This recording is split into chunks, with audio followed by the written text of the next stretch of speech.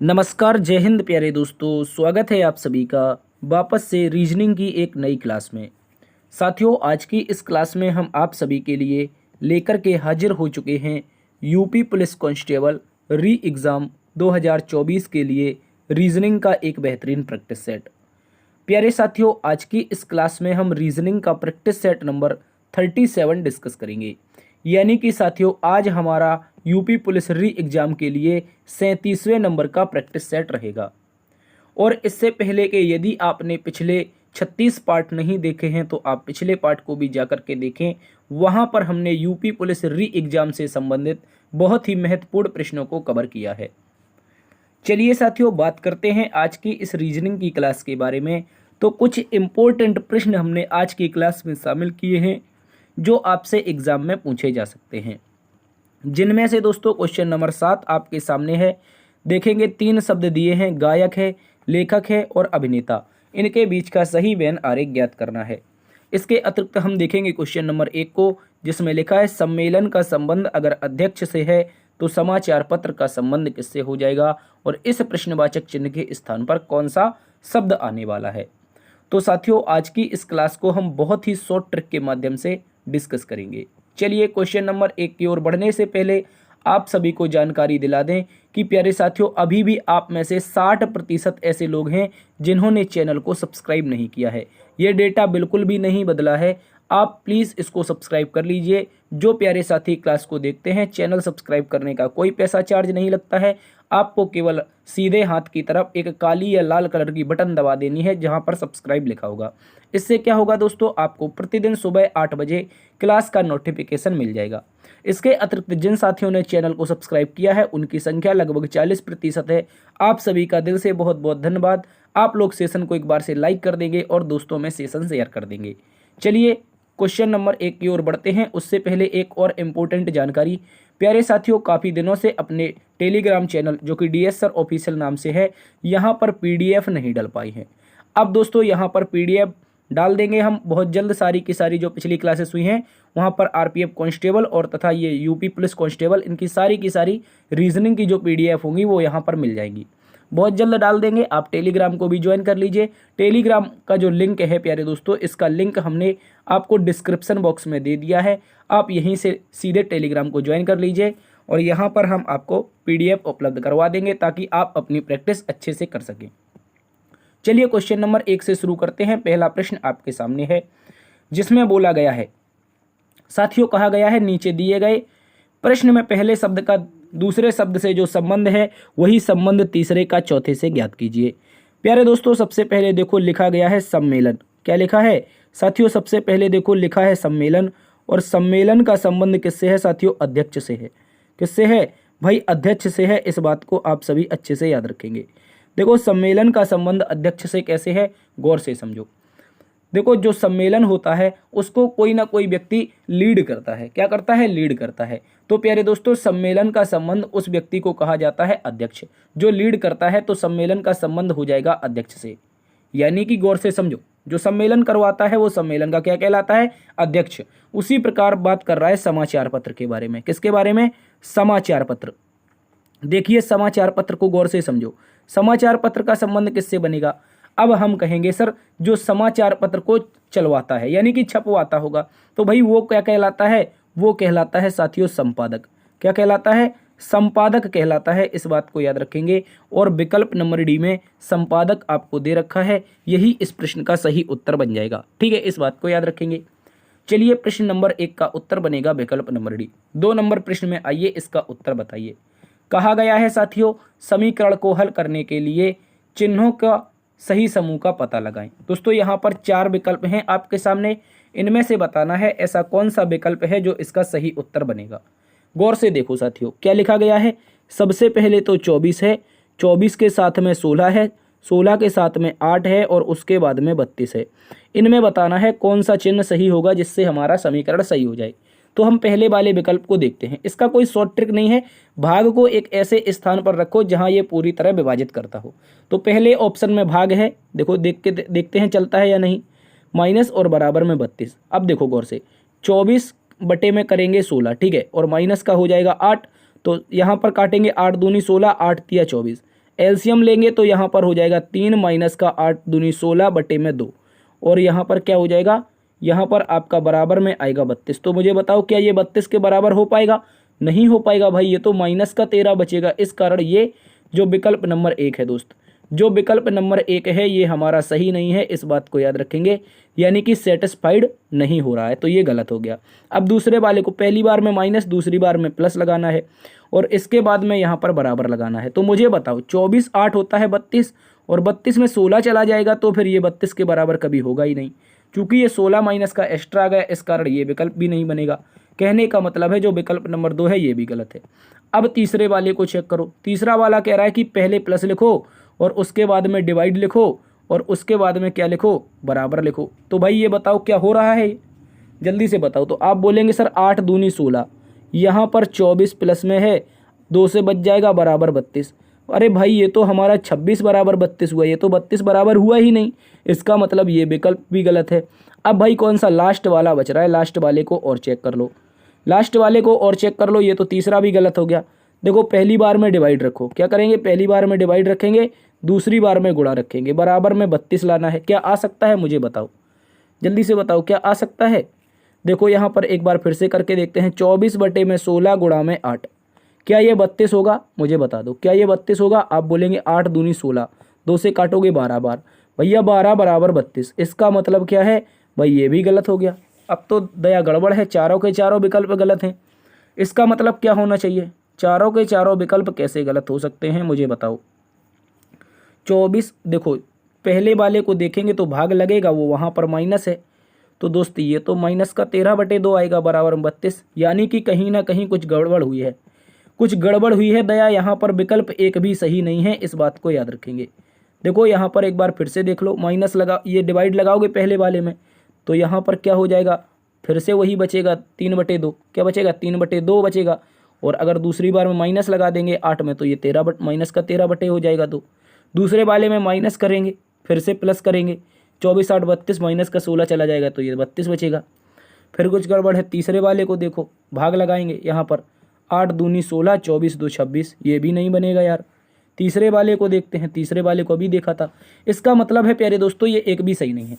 इसका सही क्या हो सकता है अपने अनुसार, तो देखो मैं बताता हूँ आपको क्या हो सकता है। भाई गौर से देखो, आपको क्या करना है, एक बार में प्लस ले लो, दूसरी बार में माइनस ले लो और फिर ले लो बराबर, ये 3 ले लो, ये विकल्प नंबर E1 बना लो। यहाँ पर प्लस माइनस और बराबर, तो कैसे होगा भैया, गौर से देखो, मैंने कहा प्लस माइनस और बराबर, तो 16 और 24 कितना हो जाएगा, 40 हो जाएगा। ठीक है, 16 24 40, माइनस का 8 करोगे बराबर में 32, ये हो जाएगा साथियों। देखो 32 माइनस 32, ये आपका लेफ्ट हैंड बराबर राइट हैंड आ जाएगा। और वो आया कैसे है, जब हमने ई नंबर का एक विकल्प बनाया जिसमें प्लस माइनस और बराबर लिखा है। ठीक है दोस्त, इस बात को आप सभी अच्छे से याद रखेंगे। उम्मीद है ये प्रश्न आप अच्छे से समझे होंगे। इसके कोई भी विकल्प सही नहीं है और ई नंबर का विकल्प हमने एक नया विकल्प बनाया है जो कि इस प्रश्न का सही जवाब है। ठीक है, अगले प्रश्न में आ जाइए। क्वेश्चन नंबर 3 जिसमें हमसे कहा गया है, गौर से देखेंगे, बिंदु पी से शुरू करते हुए सचिन दक्षिण की ओर 20 मीटर चला। मैंने कहा भैया कोई बिंदु पी है यहाँ पर, यहाँ से सचिन शुरू करता है दक्षिण की ओर, कहाँ की ओर भैया, दक्षिण की ओर सचिन नाम का लड़कुआ चला है, यानी कि लड़का है जो सचिन नाम का, वो दक्षिण की ओर चला है, दूरी तय कर रहा है 20 मीटर। ठीक है, कह रहा है पी से शुरू करते हुए सचिन दक्षिण की ओर 20 मीटर चला। अब कह रहा है वो बाईं ओर मुड़ा और 30 मीटर चला। साथियों इंपॉर्टेंट है, याद रखेंगे। देखो जब दक्षिण की मुख होता है किसी व्यक्ति का, जब उसे बाईं ओर मुड़ना होता है तो वो पूर्व में जाता है। आप अपना मुख दक्षिण में करो और अपने बाएं मुड़ोगे तो पूर्व में जाओगे। और बताया है बाएं मुड़ा 30 मीटर चला। ठीक है, बाएं मुड़ा करके मैंने 30 मीटर चला दिया। उसके बाद कह रहा है फिर वह बाएं मुड़ा और 20 मीटर चला। भैया अब पूर्व में मुख हो गया, अब इसे बाईं ओर मुड़ना है तो फिर से 20 मीटर चलेगा, कहाँ पर, ऊपर की ओर चल जाएगा। ठीक है, याद रखेंगे कहाँ पर चलेगा साथियों, ऊपर की ओर। ठीक है, तो यहाँ से ये हमारा 20 मीटर चल जाएगा। इसके बाद साथियों बोला गया है फिर बाएं मुड़ा और 40 मीटर चला, बिंदु क्यू पर पहुंचा। भैया अब उत्तर की ओर मुख है और जब बाईं ओर मुड़ेगा तो साथियों ये इस तरफ जाएगा। और दोस्तों इसकी जो टोटल दूरी होगी वो 40 किलोमीटर होगी। ठीक है, कितनी होगी, सॉरी 40 मीटर होगी और ये बिंदु क्यू पर पहुंच जाएगा। ठीक है, इस बात को याद रखेंगे। अब कह रहा है बिंदु पी से बिंदु क्यू के बीच की दूरी और किस दिशा में है। बताओ बिंदु पी से जो बिंदु क्यू है वो कितनी दूरी पर है और कौन सी दिशा में है। आप बोलेंगे सर बिंदु पी तो यहाँ पर था जहाँ से वो सचिन चला था। ठीक है, उसके बाद बिंदु क्यू यहाँ पर है। ठीक है, और इनके बीच का जो स्थान है या दिशा पूछ सकते हैं, तो पी से जो दिशा है वो क्यू की दिशा कौन सी है भाई, पश्चिम। कुछ इसी तरह से होती हैं, ये ईस्ट हो गई, ये वेस्ट हो गई, नीचे साउथ हो गई, ऊपर नॉर्थ हो गई, ठीक है। सीधे हाथ की तरफ पूरब, उल्टे हाथ की तरफ पश्चिम, खोपड़ी की तरफ हमारे नॉर्थ और पैरों की तरफ दक्षिण। तो इस तरह से हम उल्टे हाथ की तरफ जा रहे हैं, और जब उल्टे हाथ की तरफ जा रहे हैं तो दिशा कौन सी बनेगी, पश्चिम। पश्चिम दिशा बनेगी, इस बात को याद रखेंगे। तो पश्चिम दिशा कहाँ पर है भैया, देखो एक विकल्प गलत है, दूसरा ये गलत है, ठीक है। इसके बाद अब दूरी ज्ञात करनी है। दूरी कैसे ज्ञात करोगे, देखो ये बन जाएगा आपका एक क्या वर्ग, सॉरी आयत बन जाएगा, ये आयत बन जाएगा, सम्मुख भुजाएं समान, तो ये 30 हो जाएगी, टोटल 40 है, तो शेष कितनी बचेगी 10। भाई दूरी 10 मीटर बच रही है और दिशा पश्चिम बच रही है, दूरी 10 मीटर बच रही है और दिशा पश्चिम बच रही है, तो विकल्प नंबर सी आप सभी का सही उत्तर है। इस बात को याद रखेंगे। आई होप आप इस प्रश्न को अच्छे से समझे होंगे। इस प्रश्न का जो उत्तर आएगा 10 मीटर पश्चिम आएगा। अगले प्रश्न में आ जाइए। अगला प्रश्न क्वेश्चन नंबर 4 कहा गया है प्लस का अर्थ माइनस, माइनस का अर्थ गुणा, गुणा का अर्थ भाग, भाग का अर्थ प्लस है, तो निम्नलिखित व्यंजक का मान क्या होगा। तो साथियों गौर से देखो, यहाँ पर है 15, उसके बाद जो यहाँ पर हमें दिया गया है क्या है, माइनस, ठीक है। माइनस का अर्थ क्या है भाई, माइनस का अर्थ गुणा है, तो गुणा लिख देंगे 2। उसके बाद डिवाइड है, डिवाइड का अर्थ जो है वो प्लस है, तो हम यहाँ पर 90 कर देंगे, ठीक है। उसके बाद में जहाँ पर गुणा है, गुणा का अर्थ भाग है, तो भाग लगा देंगे 9 से, ठीक है। और उसके बाद जो प्लस है, प्लस का जो अर्थ दिया है साथियों प्रश्न में माइनस दिया गया है, यहाँ पर कर देंगे 10, ठीक है। इस तरह से समझो। अब बोर्ड मास लगाएंगे। बोर्ड मास तो बचपन से ही पढ़ा है हम लोगों ने, BODMAS, ठीक है। Bracket of, divide, multiply, add और सब्ट्रैक्ट, यानी कि ब्रैकेट सबसे पहले, फिर ऑफ, फिर डिवाइड यानी कि भाग, फिर मल्टीप्लाई यानी कि गुणा, फिर ऐड मतलब जोड़ना, फिर सब्ट्रैक्ट मतलब घटाना, ठीक है। इस तरह से करते हैं। तो ब्रैकेट ऑफ है नहीं, तो कहाँ से शुरू करें, डिवाइड से। डिवाइड से शुरू करेंगे, 9 दम 90, इस तरह से, ठीक है। और यहाँ पर माइनस का 10 है, ये हमारा प्लस का 10, ये हो जाएगा 15 दूनी 30। अब गौर से देखो साथियों, -10 + 10 कट जाएंगे, उत्तर आ जाएगा 30। कितना आ जाएगा, उत्तर जो बनेगा वो प्यारे साथियों 30 बन जाएगा। इस बात को याद रखेंगे। 30 कहाँ पर है साथियों, विकल्प नंबर 4 में है। विकल्प नंबर 4 हम लोगों का साथियों बिल्कुल सही जवाब हो जाएगा। इस बात को याद रखेंगे। चलिए अगले प्रश्न में बढ़ते हैं। क्वेश्चन नंबर 5 बोला गया है एक निश्चित कोड भाषा में क्लाइंट को ये लिखा जाता है, क्लोज्ड को ये लिखा जाता है, तो फैमिली का कोड क्या होगा। साथियों ये भी एक महत्वपूर्ण प्रश्न बन सकता है आप सभी के लिए। सबसे पहले बोला है क्लाइंट, मतलब CL उसके बाद I, ठीक है, CLI, उसके बाद क्या है E है, फिर N है, फिर T है, ये रहा क्लाइंट, ठीक है। इस तरह से क्लाइंट को क्या लिखा गया है, तो दोस्तों आप लोग अच्छे से याद रखेंगे, इसे लिखा गया है LC। क्या लिखा है दोस्त, इसको लिखा है LC और EI, ठीक है, LCEI और TN, इस तरह से लिखा है दोस्तों, LCEI TN लिखा है। इसके बाद दोस्तों गौर से देखो, इसके बाद किससे देखेंगे, इसके बाद हम देखेंगे क्लोज्ड को, किसको, CLOS, उसके बाद E और फिर क्या है हमारे पास मिल जाएगा D। अब इसे क्या लिखा गया है, तो आप बोलेंगे इसे लिखा है LC, LC के बाद LC के बाद SO लिखा है, SO के बाद क्या लिखा है, DE लिखा है, ठीक है, DE। तो इस तरीके से इसे लिखा है। लेकिन साथियों हमें कोड तो किसी और का बताना है, और वो कोड किसका है, फैमिली का, FAM, ठीक है, ILY, ठीक है। इस तरह से ये हमारे पास फैमिली आ जाएगी। अब साथियों गौर से समझो, इसका लॉजिक क्या है। लॉजिक बहुत प्यारा है, आप समझेंगे, समझ जाए, अच्छे से देखेंगे, ठीक है। यहाँ पर समझिए, जल्दी से अच्छे से देखिए लॉजिक क्या है। देखो जो भी लिखा गया है वो क्रॉस पैटर्न में लिखा गया है, यानी कि टेढ़े मेढ़े रूप में, क्रॉस पैटर्न में, पहले को दूसरे पर, दूसरे को पहले पर, तीसरे को चौथे पर, चौथे को तीसरे पर, ठीक है। उसके बाद पांचवें को छठवें पर, छठवें को पांचवें पर, कुछ इस तरीके से क्रॉस पैटर्न में टोटल लॉजिक चल रहा है आप लोगों का, ठीक है साथियों। यही क्रॉस पैटर्न का लॉजिक हम आगे फॉलो करवाएंगे। कहाँ पर, यहाँ पर, पहले को दूसरे पर और तीसरे को चौथे पर, चौथे को तीसरे पर, पांचवें को छठवें पर, छठवें को पांचवें पर, इस तरीके से। तो अब साथियों हमारा क्या उत्तर बनेगा, गौर से देखो। अब उत्तर बनेगा, शुरुआत होगी ए से, किससे, ए से होगी, तो ए से शुरू नहीं हो रहा है, विकल्प नंबर 1 गलत हो जाएगा। उसके बाद दूसरे में होगा F, तीसरे में होगा I, चौथे में क्या होगा भैया, M होगा, पांचवें में क्या होगा, तो आप बोलेंगे Y होगा, और लास्ट में L होगा। साथियों शुरुआत ए से होनी चाहिए, जबकि लास्ट में L होगा, तो विकल्प नंबर 2 एक ऐसा उत्तर है जो हमारा सही जवाब बनेगा, ठीक है। इस बात को याद रखेंगे, चूंकि शुरुआत ए से हो रही है, अंत में है L, तो दोस्तों अंत में L और शुरुआत ए से केवल विकल्प नंबर 2 की हो रही है, यही हमारा सही उत्तर हो जाएगा। इस बात को याद रखिए। अगले प्रश्न में आते हैं। क्वेश्चन नंबर 6 एक महत्वपूर्ण प्रश्न और है। यहाँ पर हमसे बोला गया है निम्नलिखित 4 अक्षर समूहों में से 3 अक्षर समूह एक निश्चित तरीके से एक जैसे हैं जबकि एक अलग है, अलग की पहचान करें। तो साथियों गौर से समझो, करना क्या है, ऐसे प्रश्न को मैंने कई बार आपको बताया है, आप इसके स्थानीय मान से करें। जैसे हमने कहा D 4 पर होता है, G 7 पर होता है और L हमारा 12 पर होता है। उसी प्रकार B कितने पर, 2 पर होता है, F कितने पर, 6 पर होता है और J कितने पर, 10 पर होता है। K कितने पर होता है, तो बोलेंगे भैया 11 पर होता है। ठीक है, K कितने पर, 11 पर। एक मिनट, इसको थोड़ा नीचे लिखते हैं, K 11 पर और O हमारा 15 पर और 19 पर क्या हो जाएगा साथियों, बोलेंगे S। ठीक है, इस तरह से। M को देखते हैं तो 13 पर होता है, Q हमारा साथियों 17 पर होता है, U को देखेंगे तो कितने पर हो जाएगा, U हो जाएगा हम लोगों का 21 पर। कितने पर, U 21 पर हो जाएगा। तो साथियों गौर से इनके बीच का अंतर देखो, पहले के बीच में अंतर 3 का है, 4 3 7, फिर हो जाएगा 7 5 12। ठीक है, अब देखेंगे 2 4 6 मतलब 4 का अंतर है और 6 4 10 फिर से 4 का अंतर है, 11 4 15, 15 4 19। ठीक है, इस तरह से याद रखेंगे, 13 4 17, 17 4 21। तो साथियों यहाँ पर आपको पता चल जाएगा इसका उत्तर क्या बनेगा, विकल्प नंबर 1। क्यों बनेगा, क्योंकि प्यारे साथियों पहले नंबर विकल्प में 3 और 5 का अंतर है पहले और तीसरे के बीच में। ठीक है, पहले दूसरे तीसरे में क्या है, क्रमशः 3 और 5 का अंतर है, जबकि बी यानी कि विकल्प नंबर 2, विकल्प नंबर 3, विकल्प नंबर 4 में समान अंतर 4 4 का चल रहा है। क्या चल रहा है भैया, विकल्प नंबर 2 3 4 में समान 4 4 का अंतर चल रहा है। तो ये 3 एक जैसे हैं जबकि ये क्या है, विषम है, भिन्न है, अलग अक्षर समूह है। ठीक है, ऑप्शन नंबर 1 इसका सही उत्तर बनेगा।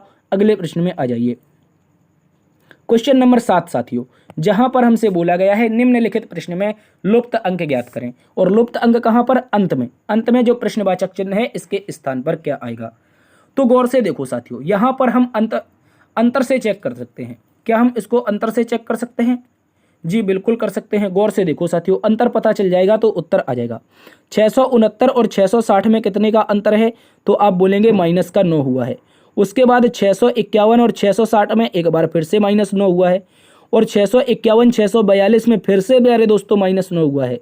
आगे देखने जाओगे 642 633 में फिर से -9 हुआ है।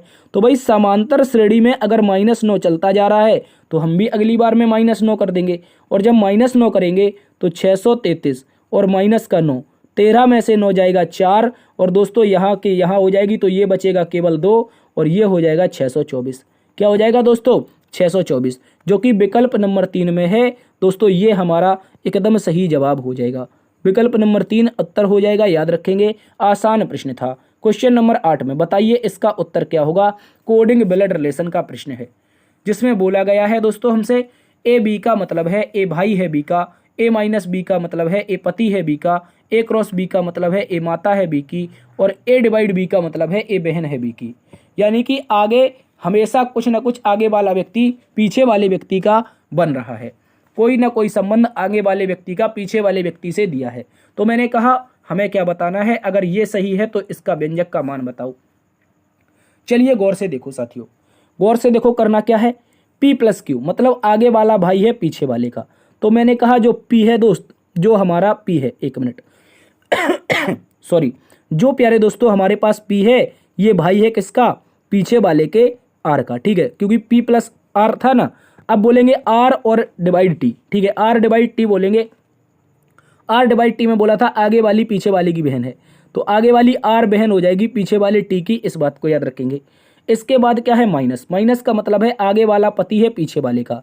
तो भाई इस T को पति बनाना पड़ेगा किसको, इस T को पति बनाना पड़ेगा K का, पीछे वाले K का, इस बात को याद रखेंगे।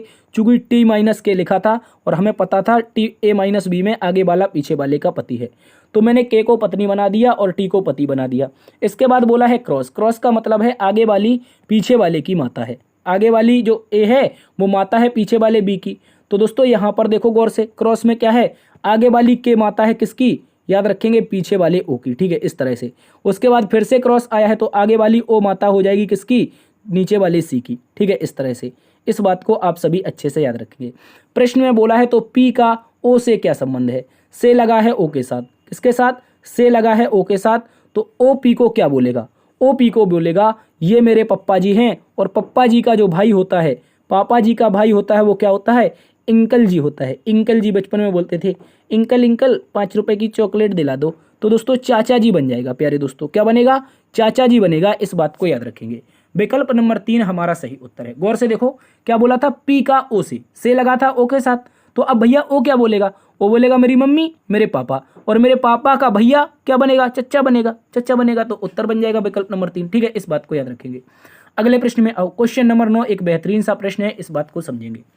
कहा गया है कथन में, प्रबंधक ने सचिन को उसके सहयोगियों की उपस्थिति में अपमानित किया।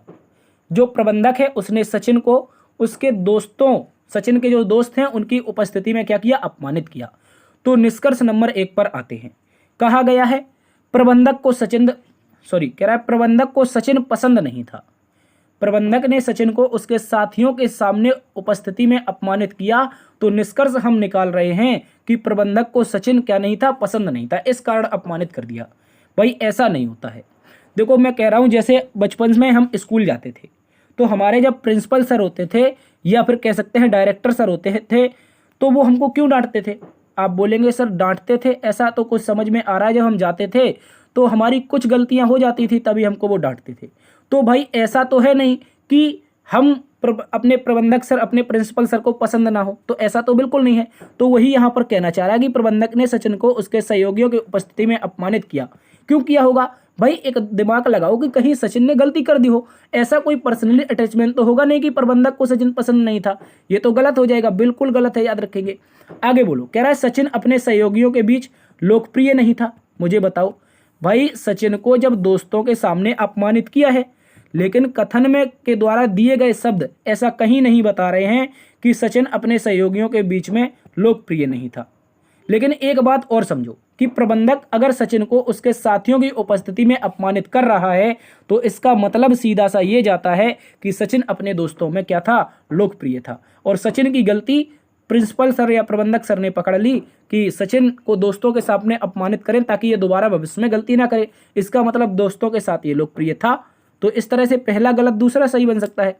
जल्दी से आप लोग बता सकते हैं, इनमें से कोई उत्तर बता दो, इसका उत्तर सही क्या होगा? पहला गलत दूसरा सही है या दूसरा गलत पहला सही है? जल्दी से बताइए इसका उत्तर क्या होगा। देखिए साथियों, यहां पर एक बार फिर से समझो।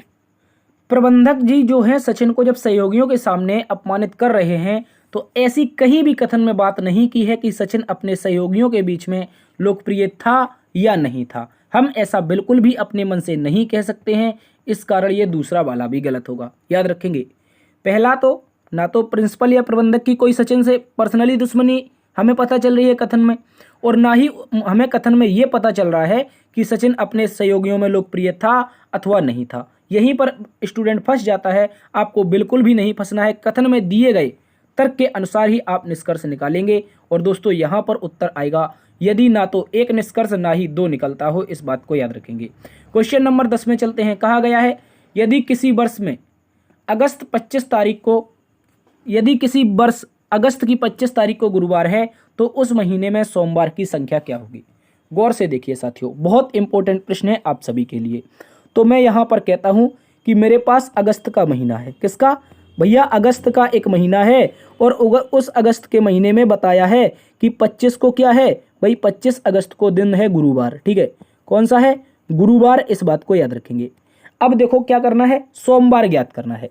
तो सोमवार कैसे ज्ञात कर सकते हैं? अगर हम एक एक घटाते जाएं, सोमवार का दिन यहाँ से ले आएं, तो आप बोलेंगे सर 24 को कौन सा दिन होगा? गुरुवार से पहले क्या आता है? भाई बुध आता है। ठीक है, और उससे पहले 23 होगी। 23 से को क्या हो जाएगा? बुध के पहले हमारा आता है मंगल। ठीक है, मंगल आता है। इसके बाद उसने बोला है अब आते हैं 22 पर, तो 22 पर क्या हो जाएगा भैया? आप बोलेंगे मंगल से पहले सोमवार आता है। क्या आता है? मंगल से पहले प्यारे साथियों सोमवार आता है। तो मुझे पता चला है कि सोमवार बेसिकली पड़ा कब था? 22 तारीख को एक सोमवार पड़ा था। लेकिन मुझे ये नहीं पता है कि ये पहला सोमवार था अथवा दूसरा सोमवार था या फिर तीसरा सोमवार था। लेकिन अब मैं पता कर सकता हूँ कि महीने में कुल कितने सोमवार होंगे। कैसे? क्योंकि मुझे पता है अगस्त का महीना जो होता है वो 31 दिनों का होता है। ठीक है, 31 दिनों का होता है।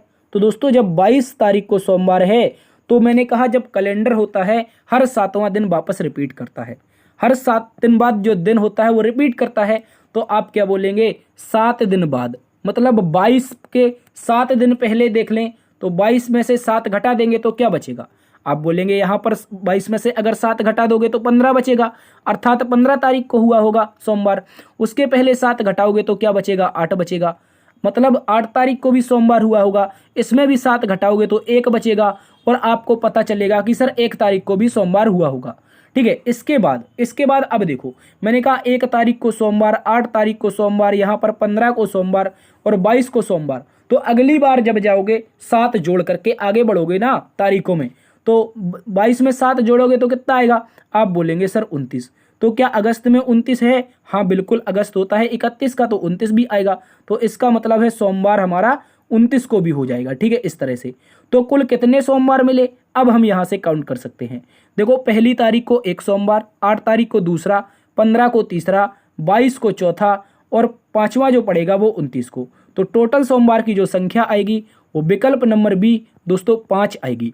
उस महीने में कितने सोमवार हो जाएंगे, कौन सा महीना है, अगस्त का महीना है, सोमवार कितने हो जाएंगे साथियों।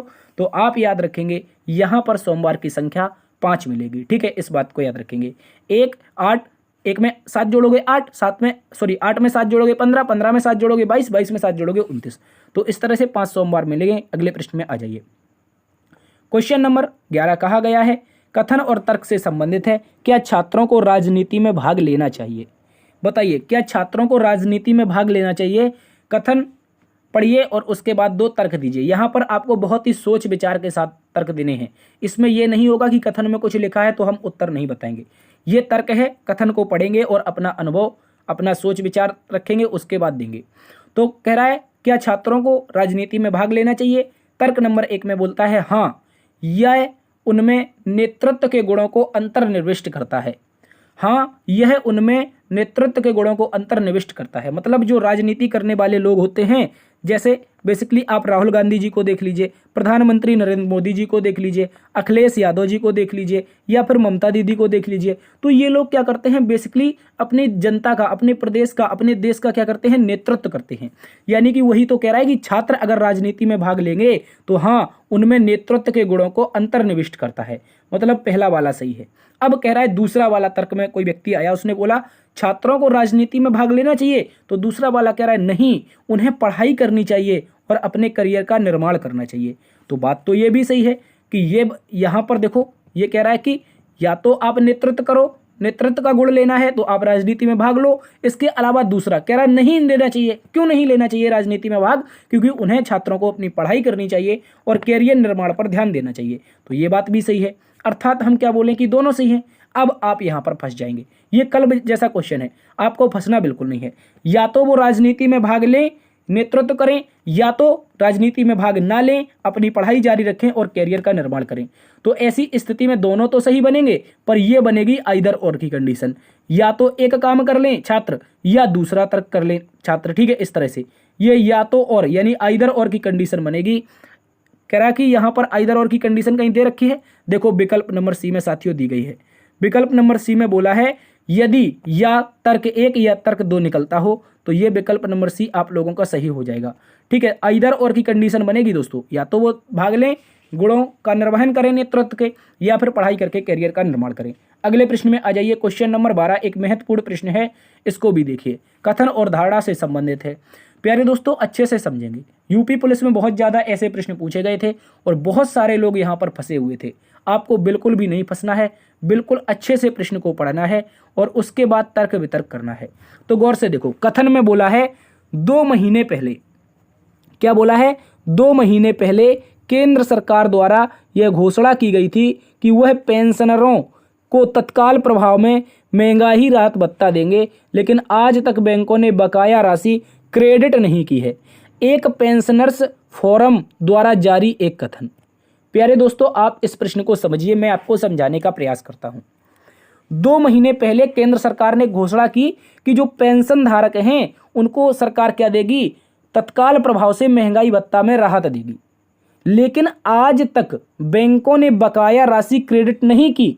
एक पेंशनर्स फोरम द्वारा जारी कथन, मतलब जो पेंशन प्राप्त करने वाला व्यक्ति था उसने फॉर्म भर करके ये कथन जमा किया है, यानी कि ये एक फॉर्म जमा किया कि सरकार को नोटिस भेजा या कह सकते हैं एक पत्र लिखा कि दोस्तों कि क्या कह सकते हैं कि हाँ, एक पेंशनर्स ने एक पत्र लिखा सरकार के लिए कि जो आपने 2 महीने पहले महंगाई भत्ता पर बात की थी वो बैंकों ने आज बकाया राशि नहीं दी है। तो मुझे बताओ, अब धारणा नंबर 1 निकालते हैं। कह रहा है ज़्यादातर बैंक सामान्य रूप से पेंशनर का ख्याल रखते हैं। मुझे बताओ कहीं पर ऐसा समझ में आ रहा है इस कथन को इतने बड़े से पढ़ते हुए कि पेंशनर्स का ध्यान रखने के लिए बैंक सामान्य रूप, क्या कह रहा है, ज़्यादातर बैंक सामान्य रूप से पेंशनर्स का ध्यान रखते हैं, यानी कि पेंशन धारण करने वाले लोगों का क्या ज़्यादातर बैंक ध्यान रखते हैं? आप कैसे कह सकते हो? बिल्कुल नहीं कह सकते, क्योंकि बैंक तो बकाया राशि ही नहीं दे रहे हैं पेंशनर्स की, वो कैसे ख्याल रखेंगे? ये तो गलत हो गया। अब कह रहा है सरकारी तंत्र के लिए पेंशनरों के लिए कदम उठाने तथा उसको प्रभाव में लाने के लिए 2 महीने का समय पर्याप्त है। कह रहा है सरकारी तंत्र के लिए पेंशनरों के लिए कदम उठाने और उसे प्रभाव में लाने के लिए 2 महीने का समय पर्याप्त है।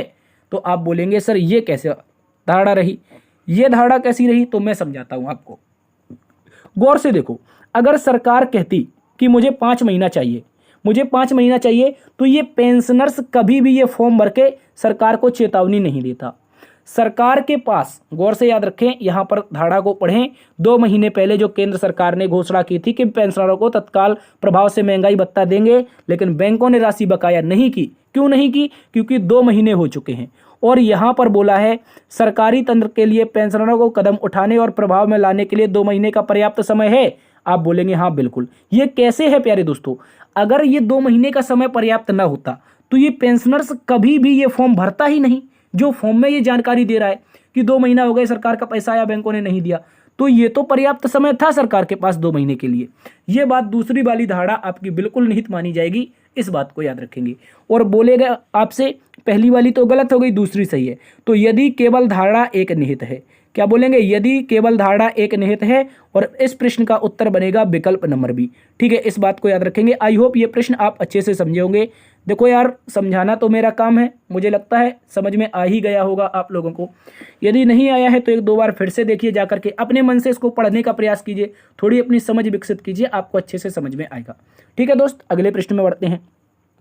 क्वेश्चन नंबर 13, जिसमें बोला गया है निम्नलिखित प्रश्न शब्दों को तार्किक क्रम में व्यवस्थित कीजिए। यहाँ पर आकाश गंगा, सूर्य, चंद्रमा, पृथ्वी और सितारे। तो दोस्तों इनको हम छोटे से बड़े के क्रम में लिखेंगे। सबसे पहले छोटा लिखेंगे, फिर बड़ा लिखेंगे, और आरोही क्रम में। तो बताओ सूर्य बड़ा, चंद्रमा बड़ा, या पृथ्वी, या सितारे, या आकाश गंगा? तो आप बोलेंगे इनमें देखेंगे पहले सबसे बड़ा तो है आकाश गंगा, लेकिन सबसे छोटा क्या है? आप बोलेंगे चंद्रमा। तो विकल्प नंबर 3 से इसकी शुरुआत होनी चाहिए, चंद्रमा आएगा। क्या आएगा? सबसे पहले चंद्रमा। चंद्रमा से बड़ा क्या है भाई? पृथ्वी है, तो 4 नंबर फिर आएगा। ठीक है, फिर क्या आ जाएगा हमारा? पृथ्वी, तो 4 नंबर आ जाएगा। पृथ्वी से बड़ा क्या है भैया? सूर्य है। पृथ्वी से बड़ा सूर्य है, तो सूर्य इस तरीके से आ जाएगा। सूर्य से बड़े क्या हैं भैया? सितारे होते हैं। कई ऐसे तारे हैं जो सूर्य से लाखों गुना बड़े हैं। ये रिसर्च अभी नासा हमारे इसरो की कहती है। ठीक है, इसके अलावा आकाश गंगा में तो तारे पाए जाते हैं, तो आकाश गंगा सबसे लास्ट में रहेगी। यहाँ पर हम इसको बना देंगे आकाश गंगा। ठीक है, इस बात को याद रखेंगे आप सभी। तो दोस्तों इसका जो उत्तर बनेगा कुछ इस तरीके से आएगा। उत्तर क्या होना चाहिए? 3 नंबर से प्रश्न की शुरुआत होनी चाहिए विकल्प की।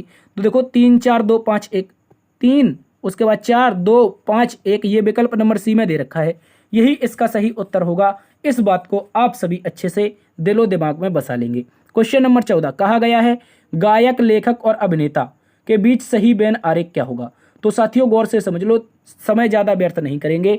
तो एक बात याद रखना, कई ऐसे एक्टर होते हैं जो लेखक होते हैं, और आपके याद रखेंगे कई ऐसे एक्टर होते हैं जो लेखक होते हैं, उसके साथ साथ में क्या होते हैं? एक्टर भी होते हैं। तो गौर से समझो, मैं कहना चाह रहा हूँ कई ऐसे गायक होते हैं, कई ऐसे सिंगर होते हैं जो आपके लेखक भी होते हैं, यानी कि कह सकते हैं राइटर होते हैं। उसके साथ साथ में क्या होते हैं? एक्टर होते हैं, अभिनेता होते हैं। तो कैसे? मैं कह देता हूँ खेसारी लाल यादव के बारे में। देखो एक भोजपुरी के सुपरस्टार हैं, वो गायन भी करते हैं, उसके अलावा अभिनय यानी कि लेखन भी करते हैं और अभिनय भी करते हैं। लेखन कैसे? अरे भैया जब गाना गाएंगे तो उसके लिए उनको लिखना भी तो पड़ेगा। तो वो लेखक भी हुए, गायक भी हुए, अभिनेता हुए, तीनों एक ही व्यक्ति हुआ ना। तो दोस्तों ये तीनों के लिए क्रॉस पैटर्न करता हुआ, जैसे निरहुआ को देख लो, निरहुआ भी यही करता है। इसके अलावा सोनू निगम एक अभिनेता भी थे, गायक भी थे। ठीक है, इसके अलावा किसको नाम ले सकते हैं? दिलीप कुमार का नाम ले सकते हैं, वो गायक भी थे, इसके अलावा अभिनेता भी थे। ठीक है। इसके अलावा किसका नाम ले सकते हैं, पंकज कुमार उदास का भी ले सकते हैं, उन्होंने कई फिल्मों में अभिनय किया है। तो कुछ इस तरीके से क्रॉस पैटर्न में आपके ये लॉजिक फॉलो करेगा और 3 कुछ इस तरीके से ये आपके आने चाहिए, क्या कह सकते हैं, उत्तर आने चाहिए विकल्प नंबर 2 के अनुसार। ठीक है, इस बात को याद रखेंगे। विकल्प नंबर 2 में एज इट इज दिखाई दे रहा है जो यहाँ पर है, तो गायक लेखक अभिनेता के बीच में बनेगा विकल्प नंबर 2। तो चलिए अगले प्रश्न में चलते हैं। क्वेश्चन नंबर 15 बोला गया है उपरोक्त आकृति में त्रिभुज गांव की महिलाओं को, वर्ग बेरोजगार महिलाओं को और वृत्त शिक्षित महिलाओं को दर्शाता है। तो बताइए गांव में शिक्षित नियोजित महिलाओं के द्वारा दर्शाया गया है। कह रहा है गांव में शिक्षित नियोजित और महिलाओं को दर्शाया गया है, शिक्षित नियोजित महिलाओं को दर्शाया गया है गांव में। बताइए सबसे पहले हम आपके सामने इसको रिप्रेजेंट कर देते हैं। जो त्रिभुज है प्यारे दोस्तों, क्या है, जो हमारा त्रिभुज है, ये त्रिभुज रहा और ये त्रिभुज किसको, गांव की महिलाओं को।